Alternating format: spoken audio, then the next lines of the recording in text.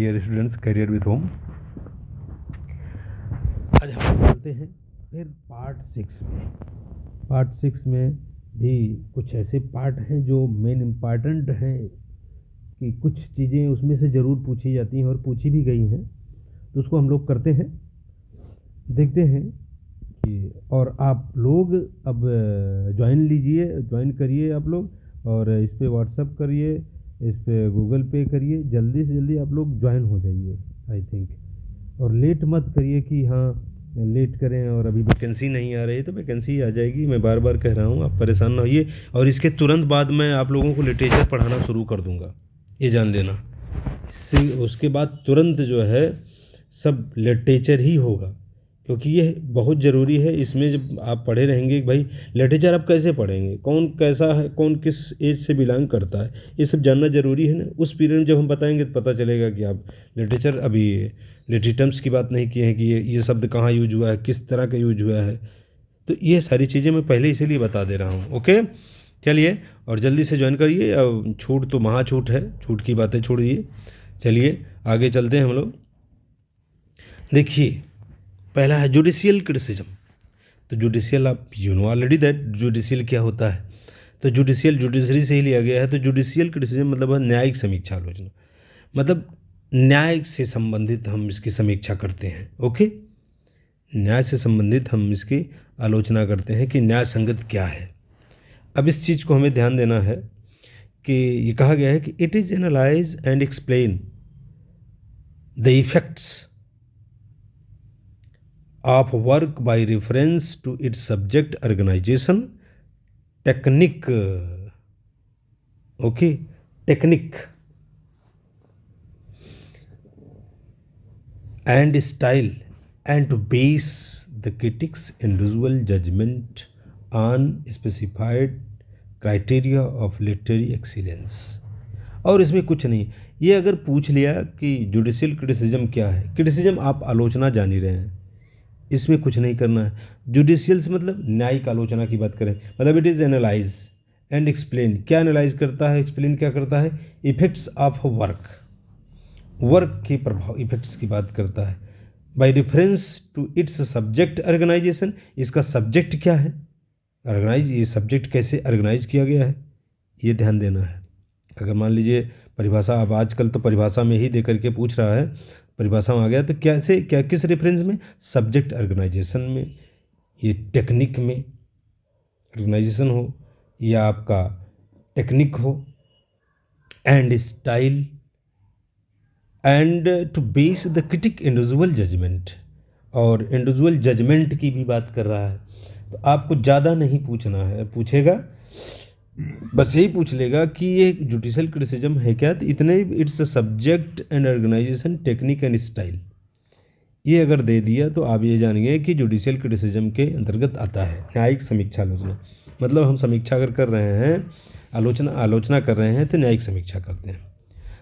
The critic individual judgement on specified criteria of literary excellence, और उसका excellence कैसा है, लिटरेरी एक्सीलेंस की बात करते हैं।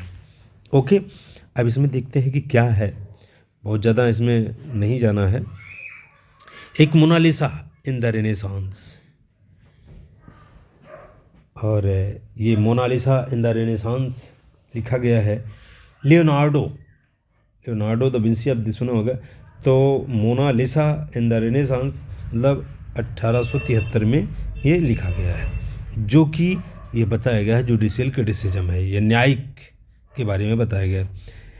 मिमेटिक क्रिटिसिज्म, मिमेटिक आप सभी जानते हो, मिमिक्री करना, मिमेटिक क्रिटिसिज्म मतलब मिमिक्री करना। मिमिक्री कैसे करते हैं, किसी की नकल करते हैं।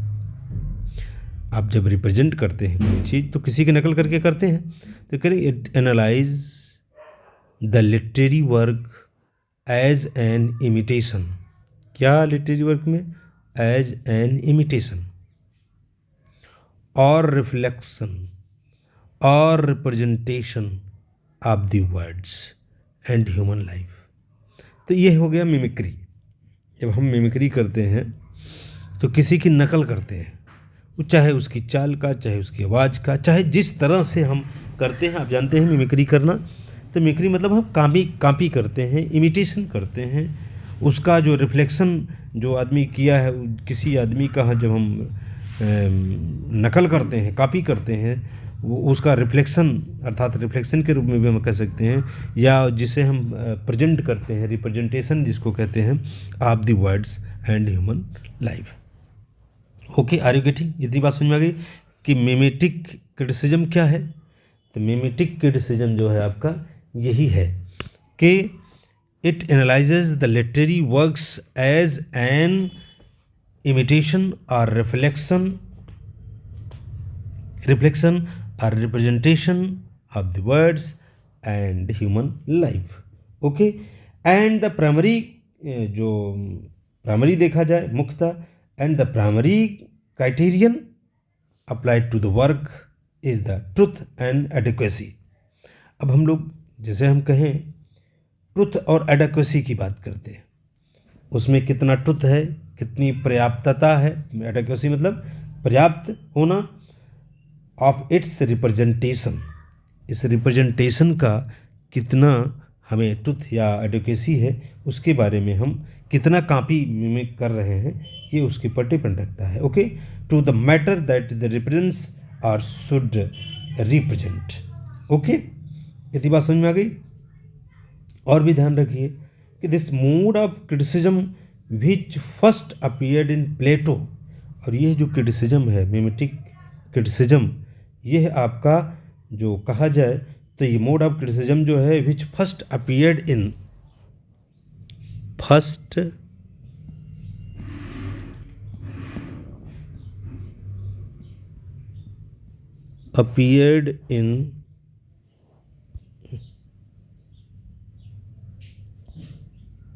first appeared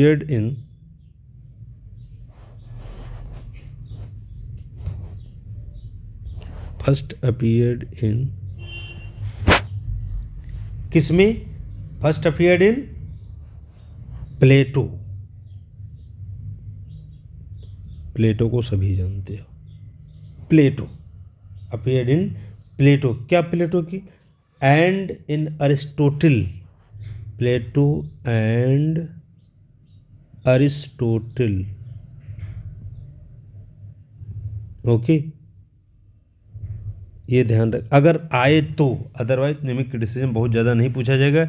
ये एक इमिटेशन है, रिफ्लेक्शन है, representation of the words or in human life की बात करता है। इतने ज़्यादा ध्यान देना है, बाकी इसमें और कुछ हम लोगों को ध्यान नहीं देना है। ओके, और अगर ये पूछ लिया कि फर्स्ट अपीयर है तो इन प्लेटो एंड अरिस्टोटल। ओके, चलते हम लोग फिर प्राग्मेटिक क्रिटिसिज्म। प्राग्मेटिक क्रिटिसिज्म आप जानते हैं, आलोचना, और प्राग्मेटिक मतलब होता है यथार्थवादी, या हम व्यवहारिक भी कह सकते हैं, यथार्थवादी या व्यवहारिक भी हम इसे कह सकते हैं। अब क्या प्राग्मेटिक है, यथार्थवादी क्या है, इसका व्यूज़ क्या है, ये ध्यान देना है। तो its views the work as something, its views the work as something which is constructed in order to achieve, कोई चीज़ अचीव करने के लिए, certain effects on the audience. Okay, इतनी चीज़ों को हम लोगों को ध्यान देना है कि जो व्यवहारिक या यथार्थवादी है, it views the work as something which is constructed in order to achieve certain effects on the audience. ये इतने ही ध्यान देना है, बाकी और कुछ नहीं। तो ये व्यवहारिक है, यथार्थवादी है, मतलब इसका विचार जो है the work as something which is constructed, जो बनाया जाए in order to achieve, achieve करने के लिए, certain effects on the audience, audience से। ओके, अब हम लोग आगे बढ़ते हैं। इसका एक एग्जाम्पल है art of poetry. Art of poetry किसने लिखा है? रोमन होरेस ने। आर्ट ऑफ पोएट्री किसने लिखा है? रोमन होरेस ने लिखा है। और ये क्या है? प्राग्मेटिक क्रिटिसिज्म है। प्राग्मेटिक क्रिटिसिज्म है जो कि यह रोमन होरेस ने लिखा है। ये इतने ध्यान देना है। मान लीजिए अगर कुछ नहीं आया या आप पूछ लिया कि आर्ट ऑफ पोएट्री क्या है, तो बस इतने बता देना कि प्रैग्मेटिक क्रिटिसिज्म है। उसमें ऑप्शन दिया रहेगा कि एक्सप्रेसिव क्रिटिसिज्म है, कि इम्प्रेशनिस्टिक क्रिटिसिज्म है, या मिमेटिक क्रिटिसिज्म है। तो ये सारी चीज़ें पूछ सकता है, जिसमें से आपको बताना होगा कि प्रैग्मेटिक क्रिटिसिज्म है और रोमन होरेस ने इसको किया है। और ये इसका कंस्ट्रक्शन जो होता है, ये achieve in order to achieve certain effects, जो भी आपको अचीव करना है यथार्थवादी में, व्यवहारिक में क्या अचीव करना है, ऑन दी ऑडियंस, ऑडियंस से आपको क्या अचीव करना है, that is called pragmatic criticism. Expressive criticism भावबोधक अर्थपूर्ण होता है। भावबोधक, भावबोचक नहीं, भावबोधक। ओके, भावबोधक अर्थपूर्ण। एक्सप्रेशन होना है, एक्सप्रेशन हमें जानते हैं भाव होता है, एक्सप्रेशन मतलब होता है भाव, क्रिटिसिज्म आलोचना, मतलब भावबोधक अर्थपूर्ण आलोचना। अर्थपूर्ण कहिए या भावबोधक कहिए, और क्रिटिसिज्म का तो मतलब हो गया आपका आलोचना।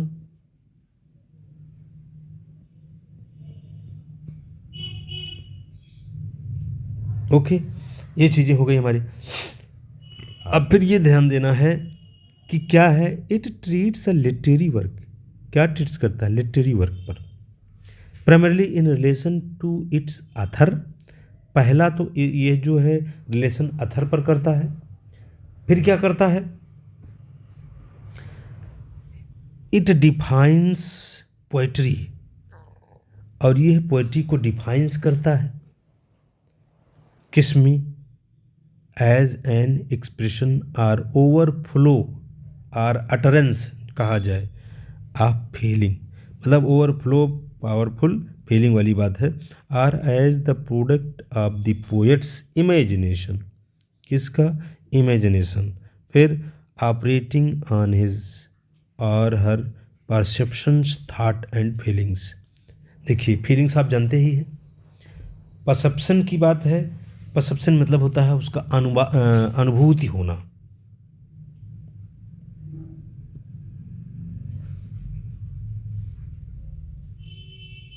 अनुभूति होना,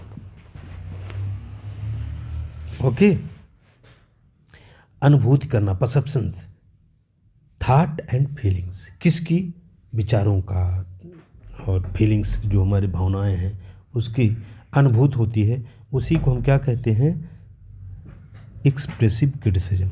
मतलब आप कोई चीज़ जब लिटरेरी वर्क करते हैं, यूँ समझिए कि यह लिटरेरी वर्क, जब यह लिटरेरी वर्क को ही ट्रीट कर रहा है, तो जो भी आपका लिटरेचर में वर्क है, लिटरेरी वर्क है, इसमें आप क्या करते हैं, एक एक्सप्रेशन लाते हैं, अर्थपूर्ण, उसमें अर्थपूर्णता लाते हैं, भाव को व्यक्त करते हैं।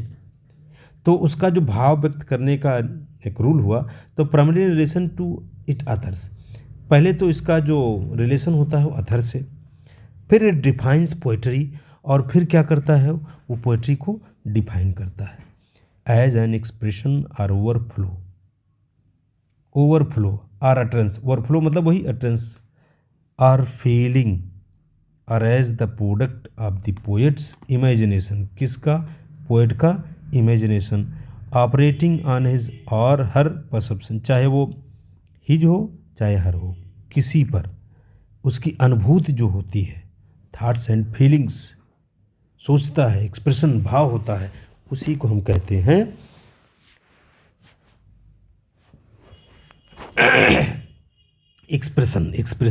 Expressionistic expressive criticism. अब चलते हैं हम लोग कनोटेशन एंड डिनोटेशन।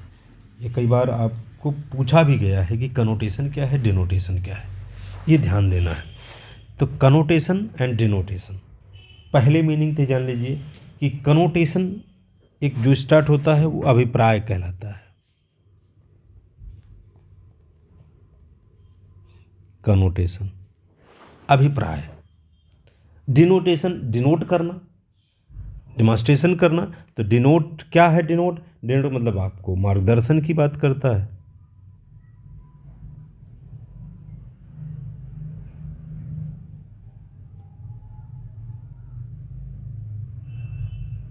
मार्गदर्शन, ओके, मार्गदर्शन या आपका जो हिदायत देते हैं उसी कह सकते हैं उसको भी, हिदायत देना, मार्गदर्शन या हिदायत। ओके, तो यही हो गया कनोटेशन एंड डिनोटेशन। कनोटेशन मतलब कनेक्शन, क्या अभिप्राय है आपका, क्या कनेक्शन है, इसके बारे में जानना है। और डिनोटेशन क्या आपका मार्गदर्शन है, मार्ग है, क्या हिदायत है, आपने क्या हिदायत दिया है, दैट इज कॉल्ड। अब ये ध्यान देना है कि ध्यान देने वाली बात है कि अभिप्राय और मार्गदर्शन है क्या। ओके, ये बात समझनी है। तो देख रहे हैं द डिनोटेशन, जो आप इसको देखिए, जो डिनोटेशन है of the word is its primary signification. इसका मेन क्या होता है, सिग्निफिकेशन। और सिग्निफिकेशन आर रेफरेंस, बस रेफरेंस से मतलब है, उसके सिर्फ सिग्निफिकेशन से मतलब होता है, इतने ध्यान देना है। सिग्निफिकेशन से ही मतलब होता है, या उसका जो क्या रेफरेंस है, सिर्फ केवल रेफरेंस से मतलब हो गया, उसको कहते हैं हम डिनोटेशन। मतलब डिमॉन्स्ट्रेट कर दिया कि ये यही चीज़ है, बस इतने हमें ध्यान देना है। जो डिनोटेशन है ये प्राइमरी सिग्निफिकेशन और रेफरेंस, जो उसका मेन मोटो है, उसी को हम बताते हैं, that is called denotation. Demonstrate कर दिया कि दिस इज, देखिए करेंगे, home denotes the house where one lives. Home हमने अगर डिमॉन्स्ट्रेट कर दिया, डिनोट कर दिया, तो होम क्या है, ये डिनोट कर रहा है, कनोट कनोट नहीं कर रहा है, बल्कि ये डिनोट कर रहा है, डिमॉन्स्ट्रेट कर रहा है कि ये होम जो डिनोट है, जो होम है आपका, ये डिनोट ये करता है कि ये हाउस है, वेयर वन लिव, जहाँ कोई रहता हो। जैसे हमने होम का नाम ले लिया, ओके, होम का नाम ले लिया, तो दिस इज हाउस। ओके, ये हाउस हो गया, कि होम ही डिनोट कर दिया कि हाउस है जहाँ लोग कोई भी रहता है, उसे कहते हैं हम डिनोटेशन। और कनोटेशन क्या है, कनोटेशन क्या है एकदम, अब जो आपने प्राइमरी की बात की, जो प्राइमरी सिग्निफिकेशन था, इसमें जो सेकेंडरी मैटर है कि connotation is the range of secondary, मतलब इसका सेकेंडरी मामला होता है, or associated signification and feelings. अब जैसे हमने कहा कि जो घर में रह रहे हों या होम में रह रहे हों, आपने डिमॉन्स्ट्रेट कर दिया, ये तो कह दिया होम, डिमॉन्स्ट्रेट किया, डिनोट कर दिया कि हाउस से हमारा मतलब है जहाँ लोग रहते हैं, लेकिन वहाँ हाउस में रहते हैं तो कैसे रहते हैं, उनका क्या लगाव है उस घर से, तो सेकेंडरी हो गया। मतलब हाउस अगर हमने चर्चा कर दी, घर, तो ये इंडिकेट कर दिया, एक इंडिकेट कर दिया, इसका एक अभिप्राय है, क्या इंडिकेट कर दिया, अभिप्राय कर दिया, इंटीमेसी एंड कोजीनेस। कोजीनेस मतलब होता है आराम, आराम, कोजीनेस मीन्स होता है आराम। ओके, कोजीनेस मीन्स आराम हो गया, और इंटीमेसी मतलब हो गया हमारा लगाव, कितना लगाव है, कहाँ से, हाउस। जैसे हमने चर्चा किया वो हो गया आपका कि हाउस हमारा इंडिकेट कर रहा है इंटीमेसी एंड कोजीनेस, जहाँ हम आराम करते हैं। यहाँ तो ये प्राइमरी हो गया कि आप वहाँ रहते हैं, लेकिन वहाँ रह के क्या आप फीलिंग करते हैं, क्या आपकी फीलिंग्स है, क्या सिग्निफिकेशन है आपका, वो जो आप महत्वपूर्णता है, महत्वपूर्ण आप है या फीलिंग्स है, वो सारी चीज़ों को बताने वाला कौन है, कनोटेशन। तो ध्यान रखना कि डिनोटेशन डिमॉन्स्ट्रेट करता है कि जहाँ हम रहते हैं, और कनोटेशन ये डिमॉन्स्ट्रेट करता है कि जहाँ रहते हैं तो कैसे रहते हैं, हमारी वहाँ से इंटीमेसी और कोजीनेस से मतलब होता है। इतने ध्यान रखना है, बहुत ज़्यादा इसमें ध्यान रखने की ज़रूरत नहीं है। ओके, एक तो यहाँ इसमें ये वर्ड है आपका, लिटरेरी वर्ड है, टर्म्स है कि फिन दी सिकिल, क्योंकि पूछा गया था आपकी ही टीजीटी में पूछा गया था एक इसकी मीनिंग, कार्पेटिज्म। आप लोगों को याद नहीं आ रहा होगा तो बता रहा हूँ, कार्पेटिज्म मतलब क्या होता है। तो कार्पेटिज्म लिखा हुआ था और इसकी मीनिंग भी पूछी गई थी। ओके, मैंने लिखाया था और लिखाया हूँ, तो वो उसी तरह का ये भी मीनिंग है कि फिन दी सिकिल का अर्थ क्या होता है। फिन दी सिकिल का अर्थ होता है ये end of the century. Okay, ये ध्यान रखना। जैसे आप कार्पेटिज्म की बात किए,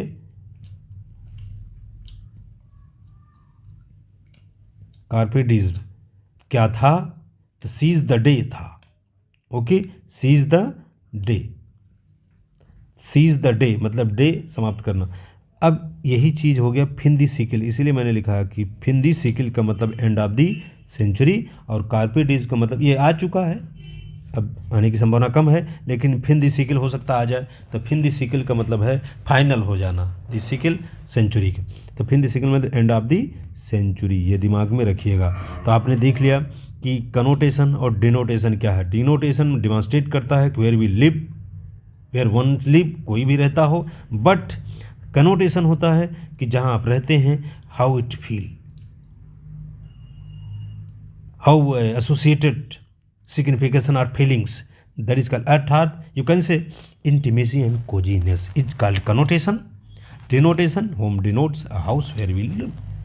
ओके, चलिए लेट अस गो, आगे बढ़ते हैं। अब देखिए सबसे बड़ी चीज़ आ गई है डीकंस्ट्रक्शन। कंस्ट्रक्शन तो आप जानते हैं, लेकिन डीकंस्ट्रक्शन उसी का उल्टा हो गया, मतलब विखंडन से मतलब है। डीकंस्ट्रक्शन का मतलब होगा विखंडन। किस में विखंडन? आप में नहीं, बल्कि आपके साहित्य में। जब आपके साहित्य में विखंडन होता है उसी को हम कहते हैं डीकंस्ट्रक्शन। ओके, इतनी बात समझ में आ गई। तो डीकंस्ट्रक्शन क्या है, बस इतने मतलब है, अगर वो पूछ लिया, मतलब ही पूछ लिया डीकंस्ट्रक्शन क्या है, तो सीधी सी बात है कि डीकंस्ट्रक्शन क्या है। ओके, तो ये हो गया डीकंस्ट्रक्शन, मतलब साहित्य में विखंडन कर दिए। तो साहित्य में विखंडन कैसे होने जा रहा है ये देखिए। डीकंस्ट्रक्शन द डिनाइजिनेटर, नहीं, डिकंस्ट्रक्शन द, इसमें थोड़ा सा मिसप्रिंट है, ये आपका वजनेटर होना चाहिए,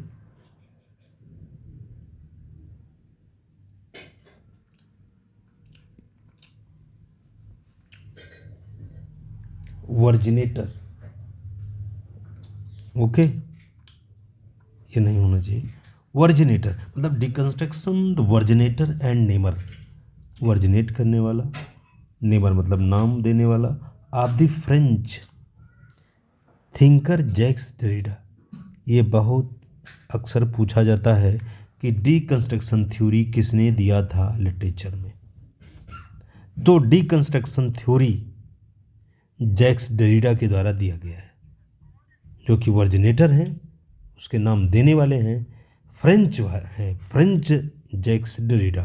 ओके, ये फ्रेंच थिंकर था जिसने इस नाम को दिया डीकंस्ट्रक्शन इन लिटरेचर। लिटरेचर में डीकंस्ट्रक्शन नाम किसने दिया?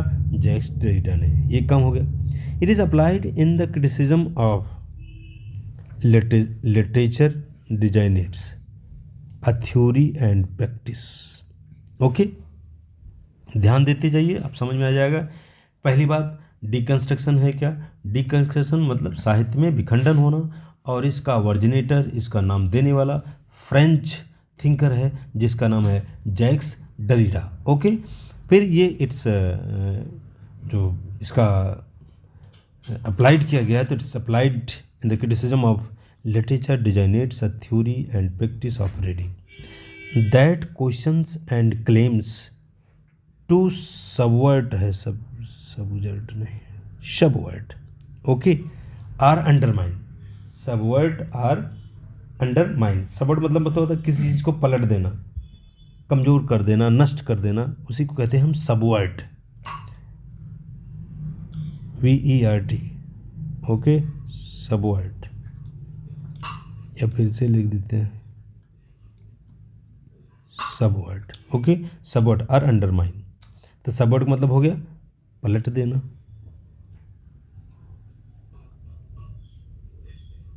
पलट देना, और वही undermine, subvert or undermine. Under मतलब कोई चीज़ कमज़ोर कर देना या नष्ट कर देना। अंडरमाइन का दोनों होता है, कमज़ोर कर सकते हैं, कमज़ोर कर देना, या आप उसे नष्ट कर देते हैं।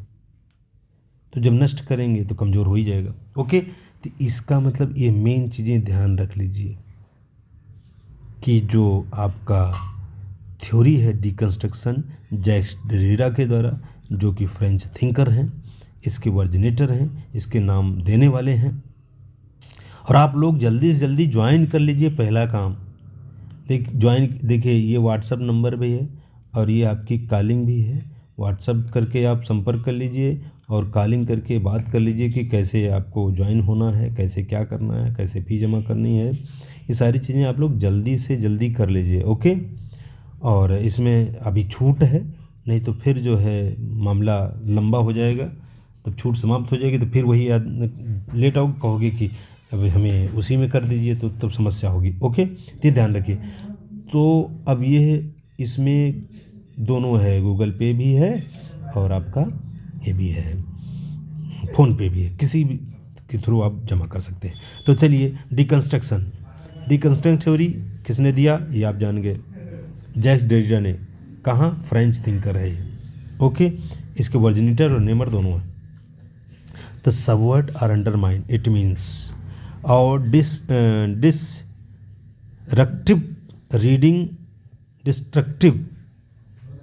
reading sets out to show that conflicting forces within the text itself serve to dissipate the seeming. Dissipate means होता है नष्ट करना, मतलब सब मिला करके नष्ट करने से ही मतलब है, नष्ट करना ही होता है, ओके। नष्ट करना, डिसिपेट, इसको हिंदी में जान लेना। कन्फ्लिक्टिंग फोर्सेज, डिस्ट्रक्टिव,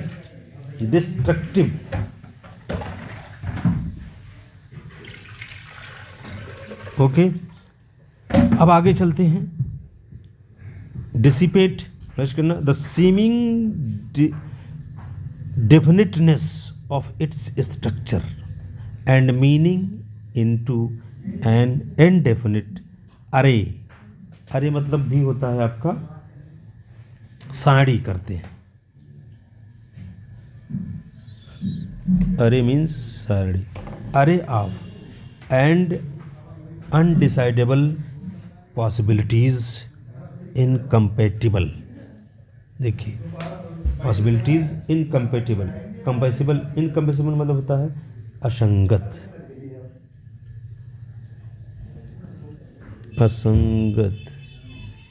ये सारी चीज़ें हमें असंगत से, इसकी साड़ी जो है अनडिसाइडेबल होता है, डिसाइडेबल इसकी साड़ी नहीं होती है, ये ध्यान में रख लेना है। डिसिपेट नष्ट करता, सीमिंग डिफिनिटनेस को, जो आप दी इट्स स्ट्रक्चर, जो इसका स्ट्रक्चर होता है वो नष्ट करने का प्रतीत होता है। मतलब इसमें जो आपका लिटरेचर है उसमें डिस्ट्रक्शन करना है, वही डिस्ट्रक्शन थ्योरी आपकी लागू होती है, ओके। ये ध्यान देना है।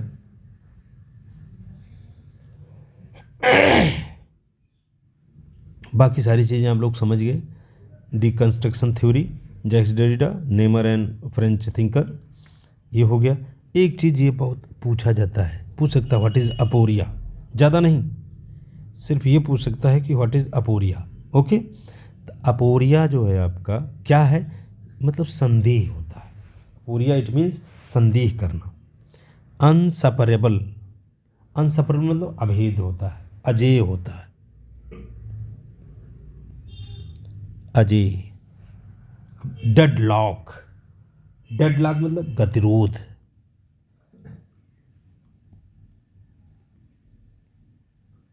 गतिरोध। आर डबल बाइंड, गतिरोध और डबल बाइंड, बाइंड में भी करना डबल बाइंड, सिंगल बाइंड नहीं, डबल बाइंड।